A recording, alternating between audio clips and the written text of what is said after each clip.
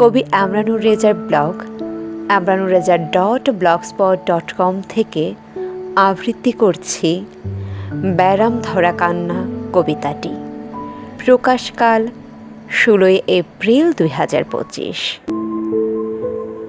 শাড়ির আঁচলে লুকানো নদী জানে না সাগর কই।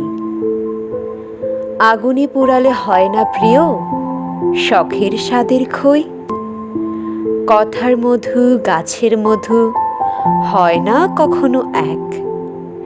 দেশ বানাতে লাগে তোমার অনিবার্য ত্যাগ।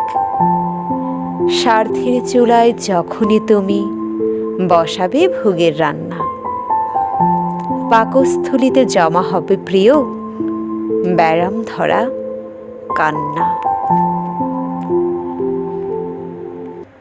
কবিতাংশটিতে অত্যন্ত চমৎকার রূপক ও উপমার সাহায্যে ব্যক্তিগত আকাঙ্ক্ষা, সততা এবং দেশপ্রেমের এক গভীর দর্শন ফুটিয়ে তোলা হয়েছে। কবি এখানে দেখিয়েছেন যে বাহ্যিক রূপ বা সস্তা আবেগ দিয়ে জীবনের কোনো মহৎ উদ্দেশ্য, বিশেষ করে দেশ গঠন সম্ভব নয়।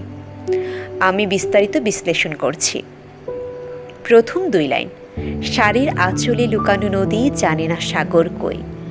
মোহ ও সীমাবদ্ধতা বুঝাতে তিনি লাইনটি ব্যবহার করেছেন।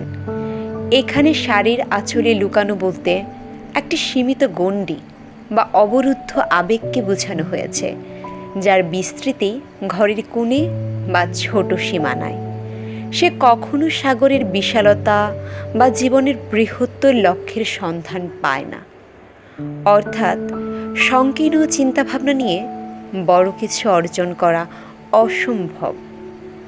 পরের 2 লাইন, আগুনে পুড়ালে হয় না প্রিয় শখের স্বাদের খই। কৃত্রিমতা বনাম বাস্তবতা। সব কিছুকে জোর করে বা শুধু উত্তাপ দিয়ে নিজের মনের মতো শখের খই বা কাঙ্ক্ষিত রূপ দেওয়া যায় না।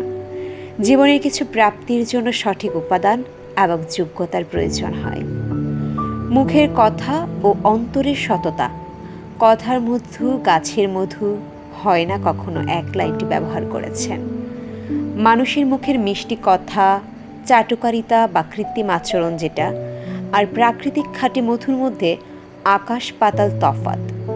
দেশ ও সমাজের জন্য মুখের কথার চেয়ে অন্তরে খাঁটি সততা বেশি প্রয়োজন। দেশপ্রেম ও ত্যাগের মহিমা বুঝাতে দেশ বানাতে লাগে তোমার অনিবার্য ত্যাগ লাইনটি সৃষ্টি করেন।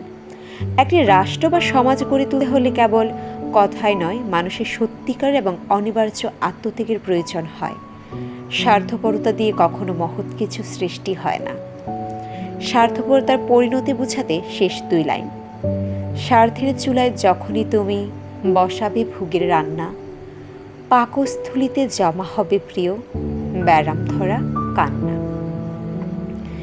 যখনই কেউ নিজের স্বার্থের কথা ভেবে কেবল নিজের ভোগ বিলাসের আয়োজন করবে, তখন সাময়িকভাবে সে তৃপ্তি পেলেও অবধারিতভাবে তার পরিণতি হবে যন্ত্রণাদায়ক। অনুশোচনা এবং একাকিত্বের এক ব্যারাম ধরা কান্না তার ভেতরে জমা হবে।